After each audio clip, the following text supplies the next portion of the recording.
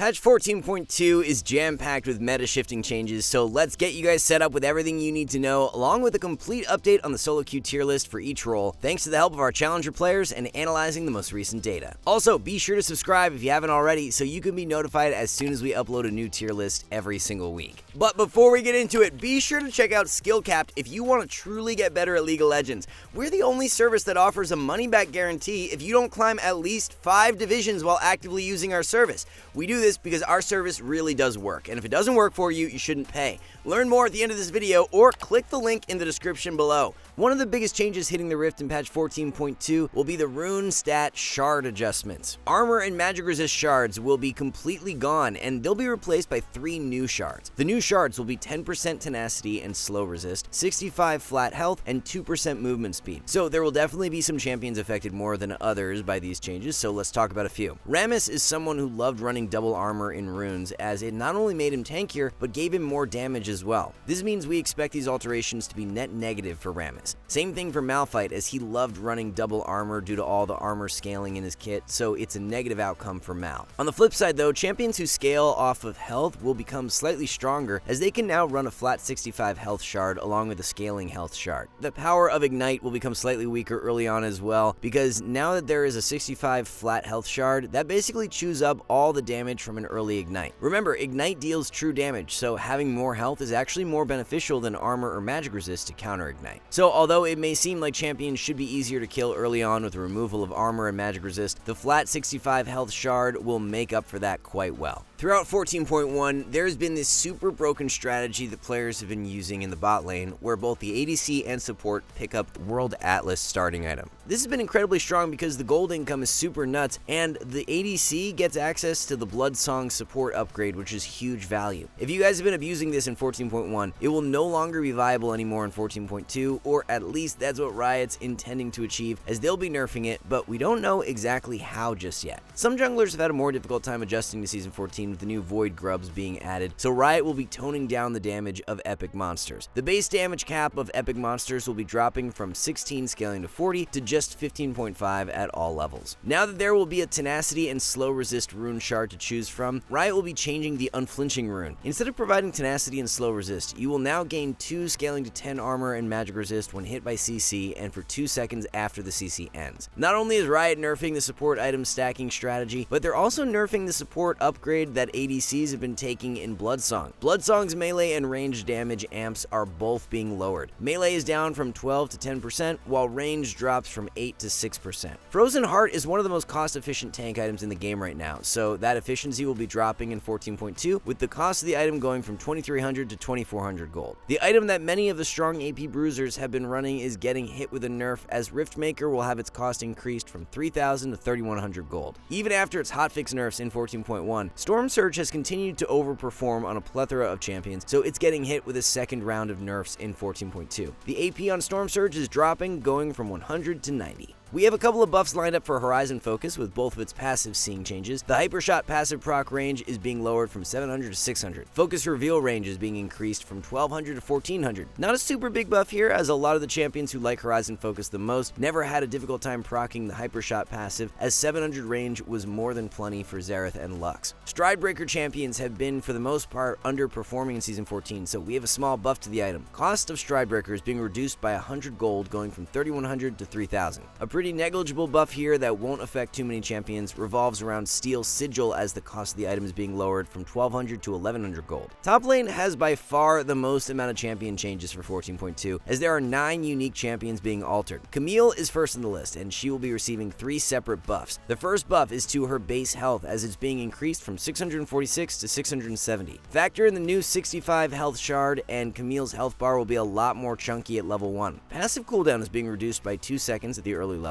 however it's the exact same later on in the game. Q movement speed sees similar treatment, as it's up by 10% at rank 1, but stays the same at max rank. With less access to walls in lane and the removal of Divine Sunderer, Camille has had a more difficult time fitting in throughout 14.1. With these buffs in mind though, she'll be in a much stronger spot moving forward, and we'll be giving her a push from B into A tier. A bunch of Darius buffs are on the way, with his Q and E being changed. Q healing is going up, while the cost of Q is being lowered by 5 at all ranks. E armor pen is being increased increased as well by 5% at all ranks. With armor pen on E going up, combined with the fact that armor from runes are gone, Darius' early game should be looking pretty scary in 14.2. Darius has been a much lower priority pick to start Season 14, but after these changes, he'll be a very solid A tier pick moving forward. Garen has been one of the weakest top lane champions in 14.1, so it should be no surprise to see him on the buff list. E damage is going up, but at the earlier ranks only. W duration is being increased from 2 scaling to 5 seconds to a flat 4 seconds at all ranks. Even though Garen's W duration is lower at max rank, this is just a huge net win because in 14.1 you wouldn't even get 4 seconds of duration until level 17. So up until level 17, this is a huge buff, especially throughout the entire laning phase, where W duration will be a whole 2 seconds higher than before. 4 seconds of 30% damage reduction is going to make it very difficult for champions to trade back against Garen when his W is up. This will just make it so that playing around W cooldown and only trading when it's available would be a super simple win condition for Garen in lane. It's hard to say exactly how much power Garen will gain off this change since there's a lot that goes into it, but he'll no longer be in the B tier for 14.2 as we're bumping him into A. Remember that the Stridebreaker buffs will indirectly help Garen out as well, so technically he's being buffed in 3 different ways for 14.2.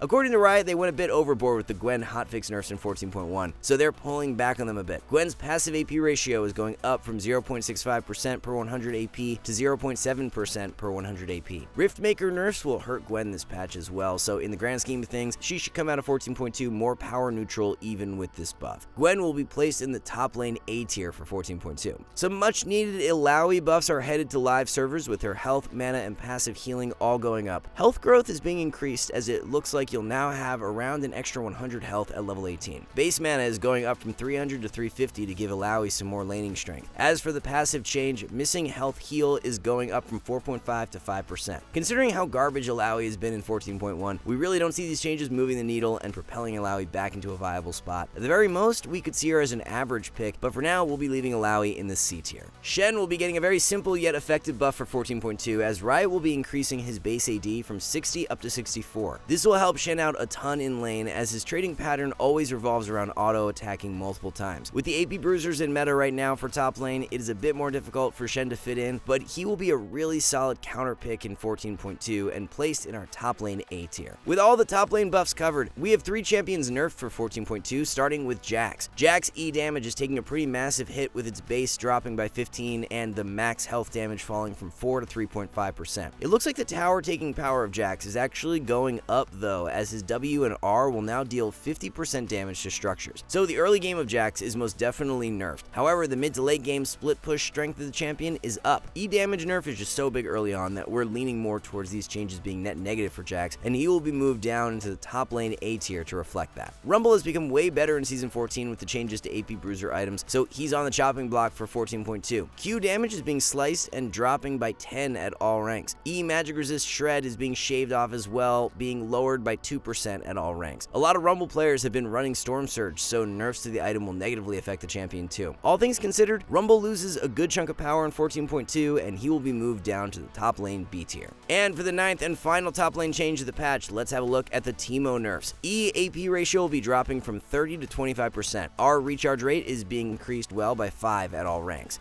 Not the end of the world for Teemo by any means. The R changes definitely hurt for being able to spam out shrooms later in the game around objectives, but Teemo should remain a strong pick moving forward. We'll just be dropping Teemo from S and into A tier as a result of these nerfs. With all the top lane changes covered, let's move on to having a look at the top lane tier list. OP tier will be locked down by 3 champions as we have Singed, Mordekaiser, and Trundle rated a cut above all else. Singed and Mord become a tad weaker this patch due to the Riftmaker nerf, but the change won't be enough to significantly lower their power levels. None of the 14.2 changes really affect Trundle that much, so he will continue to be one of the more dominant bruiser tops. Being able to trade well in lane is extremely vital to your success as a top laner, so we've just updated our trading course for Season 14, which can really help you out. With the nerfs to Storm Surge in mind, we will be dropping both Kennen and Akali further down the top lane tier list, as so much of their strength has been leveraged on the fact that Storm Surge was just so OP.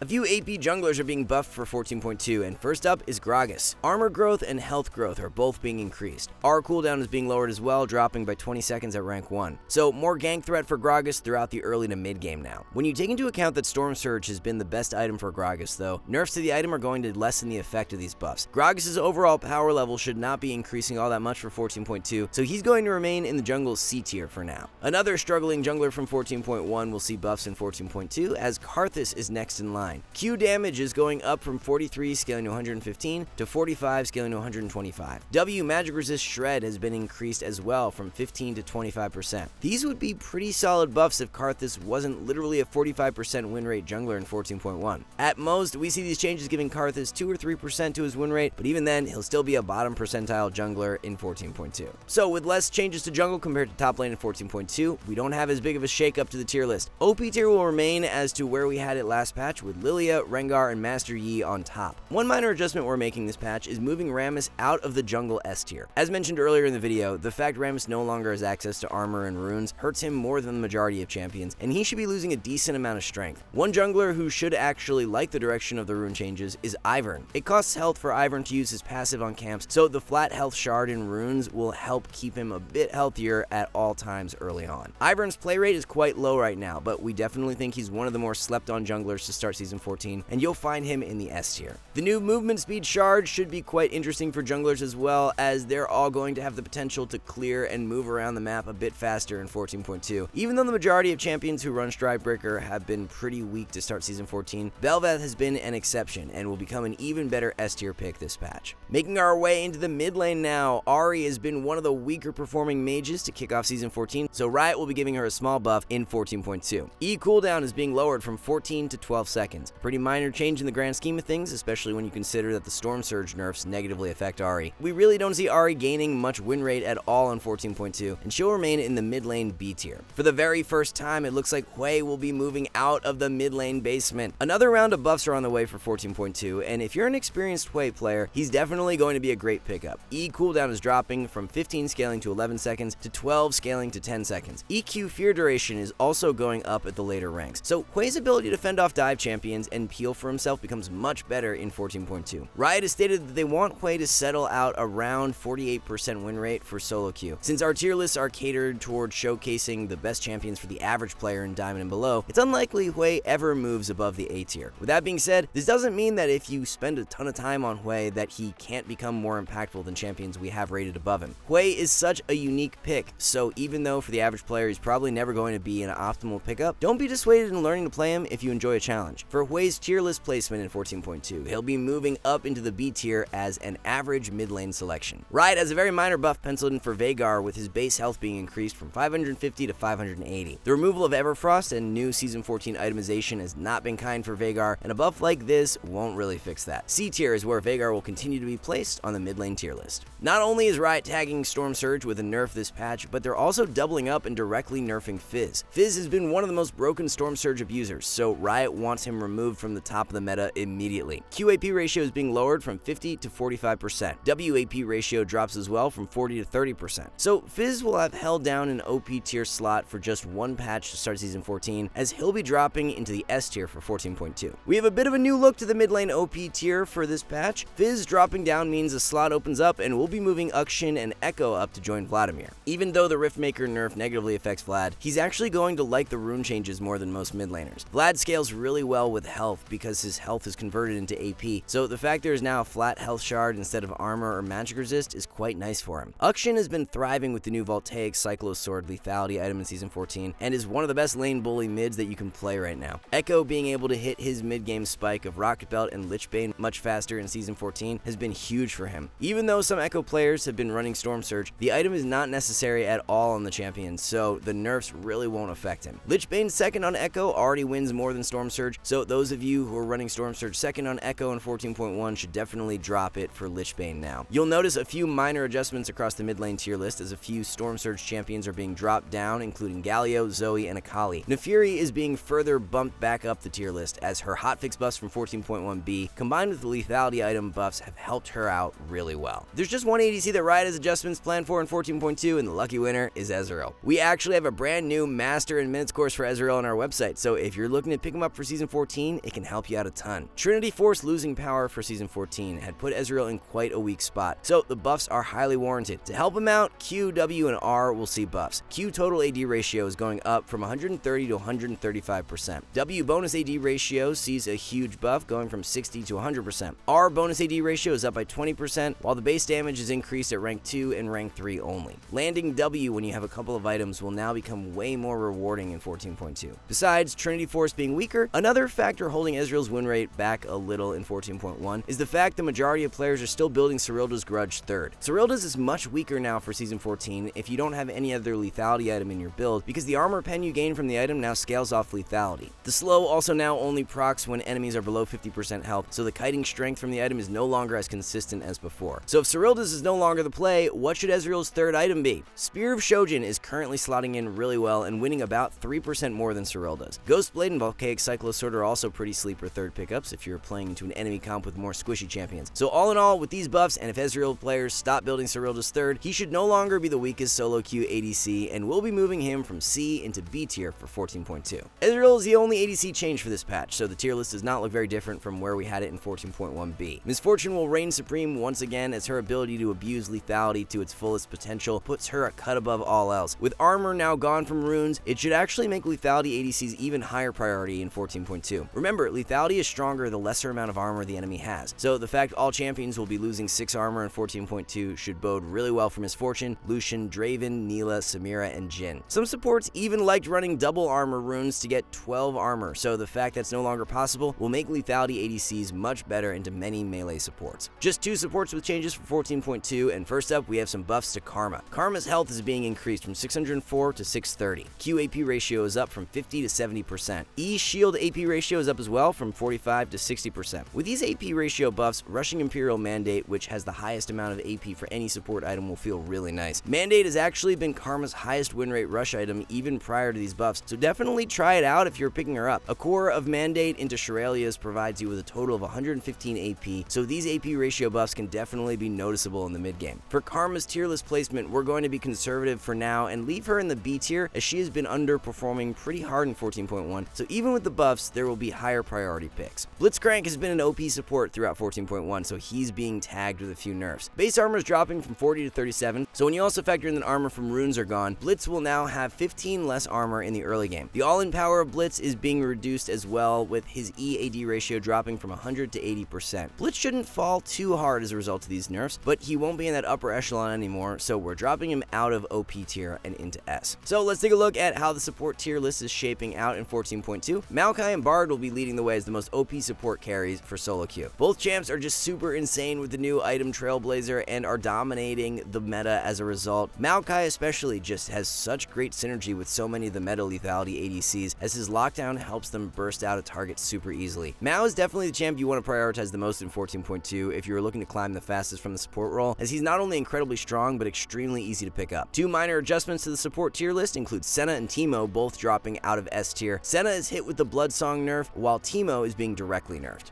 Alright guys, before we wrap this up, let's tell you a little more about SkillCapped. So, we offer a 5-division rank up guarantee, and think that's a pretty crazy thing to offer. It's like a gym membership guaranteeing you'll get ripped. Your local gym would go bust if they offered that, right? Not us. We've offered this for years because our service really does work. It works so well, in fact, that we're able to produce by far the largest catalog of premium league guides on the internet. We add over 20 videos a week, with over 1,600 guides curated into over 100 courses no one can compare. We've also sent Challenger players into ELO Hell 714 times and counting, where they commentate how to carry live. They also respond to all questions asked. Sign up today for as little as $6.99 a month if you are serious about improving. So that's going to wrap everything up for our patch 14.2 tier list update. Thanks so much for watching, everyone. Good luck in solo queue, and we'll see you back soon.